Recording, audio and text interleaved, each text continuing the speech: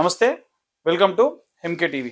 మే నెలలో ద్వాదశ రాశుల వారికి కూడా ఎలా ఉండబోతుంది అనే విషయాన్ని ఇప్పుడు తెలుసుకుందాం. ముఖ్యంగా అందులో మే నెలలో ద్వితీయార్థంలో మేషరాశి వారికి ఇలా ఉండబోతుంది. మేషరాశి వారికి సంబంధించి బుధుడు రాహుతో కలిసి ఉన్న కారణం చేత చదువుపై ఏకాగ్రత కొంచెం తగ్గుతుంది.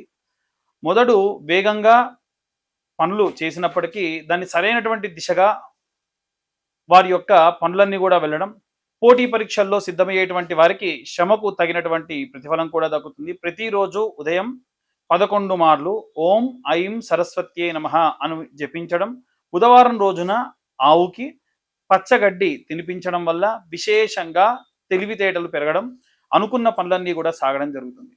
ఉద్యోగస్తులకు సంబంధించిన విషయానికి వస్తే మకరంలో శని, అలాగే మీనంలో ఉన్నటువంటి శని, అలాగే కుంభంలో ఉన్నటువంటి రాహుగ్రహ సంచారం వలన మీ యొక్క అధికారం పెరుగుతుంది.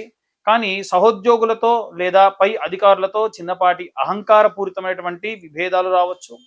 కొత్త ఉద్యోగ ప్రయత్నాలు కూడా ఫలిస్తాయి. ప్రతి ఆదివారం కూడా ఆదిత్య హృదయం పఠించడం ఒత్తిడిని తగ్గిస్తుంది. శనివారం రోజున పేదవారికి ఎవరికైనా సరే ఆహారం దానం చేయడం వల్ల కూడా విశేషమైనటువంటి ఉద్యోగాభివృద్ధి కలుగుతుంది. వివాహిక జీవితానికి సంబంధించి భార్యాభర్తలకు సంబంధించిన విషయానికి వస్తే రాహుతో కలిసి ఉన్నటువంటి పాపగ్రహ సంచారాలు ఏమైనా ఉన్న కారణం చేత చిన్న చిన్న విషయాలకు గొడవలు రావడం, అనవసరమైనటువంటి అనుమానాలు, పాత విషయాలు చర్చకు రావడం, ముఖ్యంగా మేష తుల లగ్నాల వారికి సంబంధించి ఓపికగా ఉండాలి. అలాగే శుక్రవారం రోజున మహాలక్ష్మీదేవి దేవాలయంలో ఆవు నెయ్యితో దీపం వెలిగించడం వల్ల విశేషంగా భార్యాభర్తలకి సంబంధించి విశేష సత్ఫలితాలు పొందవచ్చు. భార్యాభర్త ఇద్దరు కలిసి లలితా సహస్రనామం చదవడం లేదా వినడం వల్ల విశేష అన్యోన్య దాంపత్యం కుదురుతుంది. వివాహం కానటువంటి వారి కోసం, వివాహం కోసం ఎదురు చూస్తున్న వారి కోసం గురువు ఈ యొక్క మిథునంలో సంచారం చేసినటువంటి కారణం చేత వీరు చేసేటువంటి ప్రయత్నాలన్నీ కూడా కొలిక్కి వస్తాయి. అయితే రాహుగ్రహ ప్రభావం వలన సంబంధాలు కుదిరేటువంటి సమయంలో చిన్నపాటి గందరగోళం ఏర్పడేటువంటి అవకాశం ఉంటుంది. గురువారం రోజున కులదైవానికి లేదా మీ యొక్క ఇంటిలోనే దక్షిణామూర్తి యొక్క విగ్రహం లేదా ఫోటోకి విశేషంగా పసుపు వర్ణం యొక్క వస్త్రంతో అలంకరణ చేసి దక్షిణామూర్తి స్తోత్రాన్ని చదవడం లేదా మీ యొక్క ఇంటి దేవత కులదేవత యొక్క ఆరాధన చేయడం వల్ల విశేష సత్ఫలితాలు పొందవచ్చు. రైతులకు సంబంధించిన విషయానికి వస్తే భూమి కారకుడైనటువంటి కుజుడు ఉన్నటువంటి స్థితి కారణం చేత ఈ యొక్క వ్యవసాయ పనులు వేగవంతం అవుతాయి. పాత మొండి బాకీలన్నీ కూడా నెరవేరుతాయి. అలాగే కొత్త పెట్టుబడుల విషయానికి వస్తే మాత్రం ఆలోచించాల్సినటువంటి అవసరంగా ఉంటుంది. వీలైనంత వరకు ప్రయోగాత్మకమైనటువంటి పనులు చేయకుండా ఉంటే మంచిది. మంగళవారం నాడు సుబ్రహ్మణ్యేశ్వర స్వామిని ఆరాధించడం, రావి చెట్టుకి నీరు పోయడం వల్ల విశేషంగా పంటలు బాగా పండుతాయి.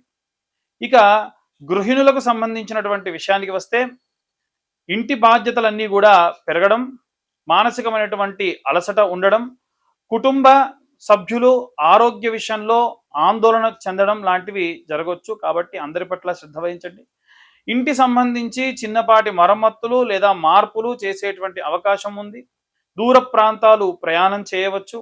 వీలైనంత వరకు కూడా దూర ప్రాంతాలు ప్రయాణం చేసేటప్పుడు జాగ్రత్త వహించండి.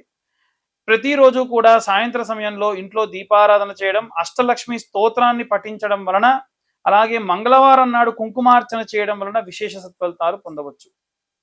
ఇక ఇవన్నీ కూడా ఉన్నటువంటి ప్రతికూల పరిస్థితులు తొలగాలి అనంటే ఎలాంటి రెమెడీస్ తీసుకోవాలి, ఎలాంటి మంత్రం చదవాలనేటువంటి విషయాన్ని ఇప్పుడు మనం తెలుసు. ఇప్పటి వరకు మనం ఈ రాశి వారికి సంబంధించి జరిగేటువంటి పరిస్థితుల గురించి మాట్లాడుకున్నాం. ఇప్పుడు ఒక్కొక్కరుగా విద్యార్థులు, గృహిణులు అందరి గురించి మనం మాట్లాడుతూ వారు ఏ రెమెడీస్ తీసుకోవాలనేటువంటి విషయాన్ని ఇప్పుడు మనం తెలుసుకుందాం. చాలా మంది విద్యార్థులకు సంబంధించి, నేను కూడా గతంలో విద్యార్థుల గురించి అనగానే సరస్వతీదేవికి పూజ చేయండి, సరస్వతీదేవికి సంబంధించి మంత్రం చెప్పండి అంటాను. అవును, సరస్వతీదేవి పూజ చేయాలి. ఓం వాగ్దేవ్యై నమః అన్న మంత్రం నిత్యం 11 సార్లు చదవడం మంచిది. కానీ వాటితో పాటుగా ఓం గం గణపతయే నమః అనేటువంటి మంత్రాన్ని ప్రతి బుధవారం కూడా పిల్లల చేతితోని గరకని 108 లేదా 41 లేదా 21 లేదా 11 చిన్న చిన్న దర్భ కట్టలుగా కట్టి ఓం గం గణపతయే నమః అంటూ గణపతి పాదాల దగ్గర పెట్టించండి. దగ్గరలో సంకటహర చవితి హోమాలు జరిగినప్పుడు ఆ యొక్క గరకను తీసుకెళ్లి పిల్లలతోని హోమంలో వేయించండి, లేదా అక్కడ అర్చక స్వాములకు ఇచ్చి పూర్ణావతికి వాడుకోమనండి. విశేషమైనటువంటి సత్ఫలితాలు పొందుతారు. అలాగే ఉద్యోగస్తులు ఎవరైతే ఉన్నారో దక్షిణామూర్తికి సంబంధించినటువంటి ఆలయంలో ప్రదక్షిణాలు చేయడం, సాష్టాంగ నమస్కారం చేయడం, ఆవు నెయ్యితో దీపం వెలిగించడం, దాని వలన విశేష సత్ఫలితాలు పొందవచ్చు. గృహిణులు ఎవరైతే ఉన్నారో మహాలక్ష్మీదేవి యొక్క ఆరాధన, అష్టలక్ష్మీదేవి యొక్క స్తోత్రం నిత్యం సాయంత్ర సమయంలో చదవడం ఈ 15 రోజులు చాలా మంచిది. అలాగే భార్యాభర్తలు ఇరువురు కూడా కలిసి లలితా సహస్రనామ పారాయణం చేయడం కూడా, లేదా లలితా సహస్రనామాన్ని రోజు సాయంత్రం పూట వినడం కూడా మంచి సత్ఫలితాలు పొందవచ్చు. అలాగే ఆవు నెయ్యితో ఇంట్లో దీపారాధన చేయడం కూడా మంచి సత్ఫలితాలను ఇస్తుంది. ఇక ఎవరైతే రైతులు ఉన్నారో ప్రతి మంగళవారం కూడా ఈ 15 రోజుల నుంచి ప్రారంభించి ప్రతి మంగళవారం నాడు కూడా జంట నాగులు, రావి చెట్టు, వేప చెట్టు కింద ప్రతిష్ఠించి ఉన్నటువంటి జంట నాగులు ఏవైతే ఉంటాయో, కేవలం రావి చెట్టు కాదండి, రావి చెట్టు, వేప చెట్టు కలిపి ఉన్నటువంటి చోట జంట నాగులు ప్రతిష్ఠిస్తారు. ఎక్కువ శాతం దేవాలయాల్లో ఉంటుంది. అక్కడ వెళ్ళి ఆవు పాలతో అభిషేకం చేసి మళ్ళీ నీళ్లు పోసి, వీలైతే ఆ జంట నాగులకి కూడా పసుపు గంధంతో అలంకరించి బొట్లు పెట్టండి, 21 బొట్లు పెట్టి ఆ అభిషేకం చేయగా మట్టిలోకి వెళ్ళినటువంటి ఆ యొక్క పాలు, ఆ నీరు మట్టిలోకి వెళ్తాయి కాబట్టి ఆ తర్వాత ఆ మట్టిని తీసుకొని అంత పసుపు కలుపుకొని, ఎక్కడైతే మీకు పొలంలో పంట బాగా పండాలనుకుంటున్నారో అక్కడ ఆ యొక్క మట్టిని పసుపు కలిపిన పదార్థాన్ని చల్లండి. దాని వలన భూ సంబంధిత దోషం ఏదైనా ఉంటే భూదేవికి సంబంధించి శాంతి చెందుతుంది.